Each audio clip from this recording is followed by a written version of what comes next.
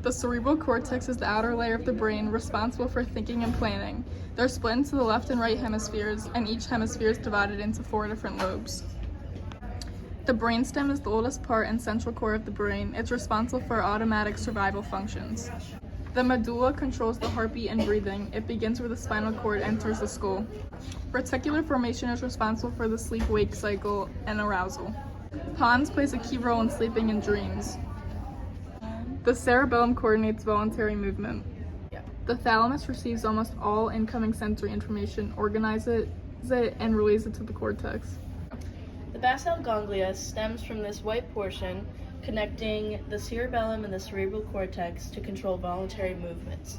This then rests in the 2 black portions to the side. The hypothalamus plays a vital role in controlling many motivated behaviors like eating, drinking, and sexual activity.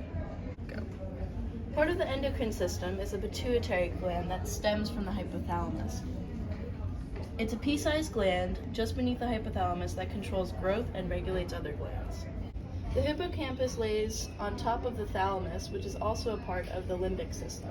It is involved in learning and the storage of long-term memories. At the end of the hippocampus is the amygdala, also a part of the limbic system, and influences aggression and fear.